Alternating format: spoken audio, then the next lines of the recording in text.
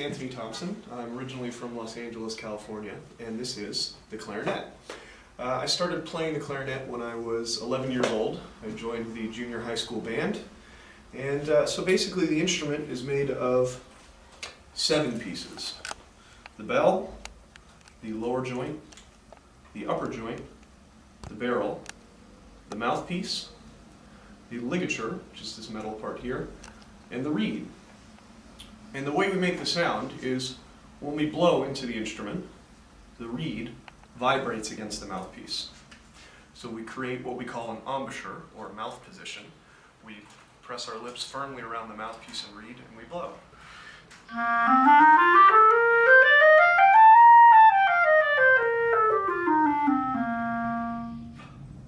So those are the basics of making the instrument work and playing the instrument.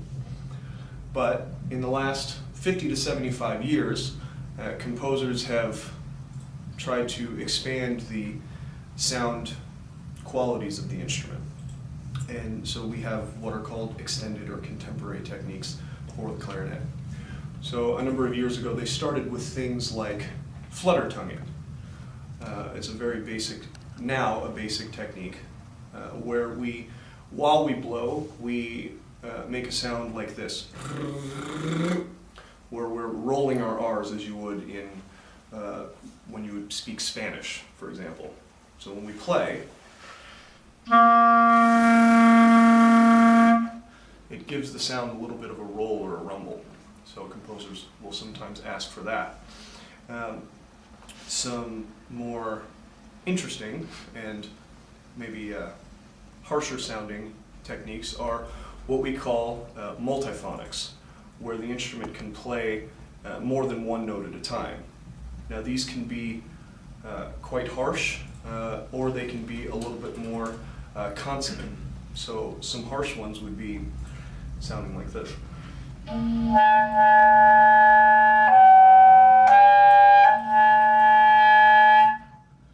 So that would be a dissonant sort of sound. And others are a little bit nicer.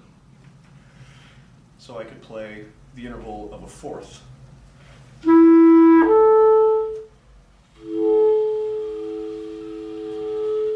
So a little bit softer sounding multiphonic.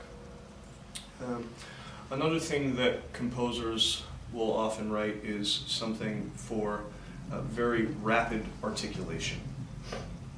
So when we want to play staccato or separate notes, we place the tongue on the reed and we repeatedly place the tongue on and off the reed to play the notes separate.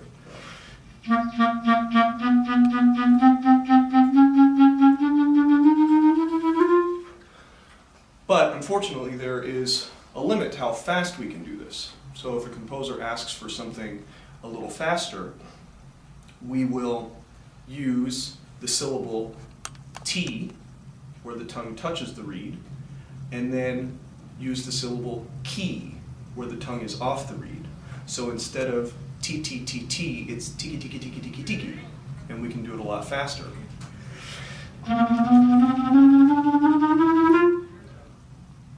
So we can articulate a lot faster.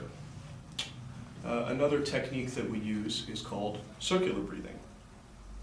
So if a composer writes a long phrase with no breath, we can inhale through our nose while we're playing and push the air out with our cheek muscles. And then continue to play that way.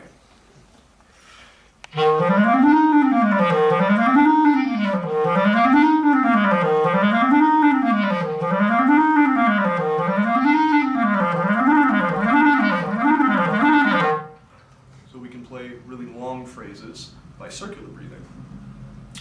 And the next thing I'll tell you about is while we play, we can also use our voice to create different sounds. So for example, I can hum a note while I play another note, so I can harmonize with myself that way.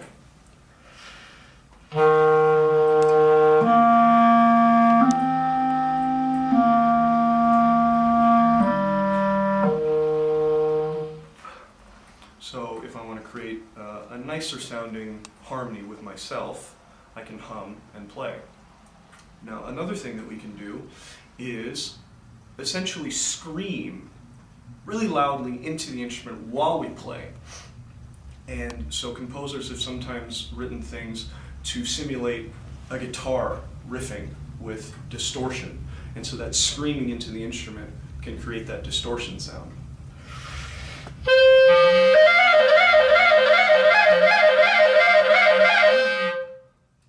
So things like that.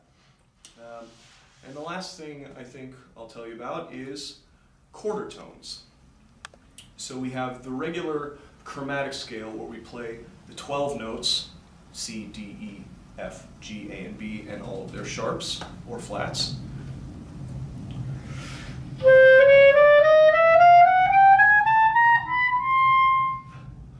But sometimes composers like to write microtones or quarter tones, which are notes in between those 12 notes.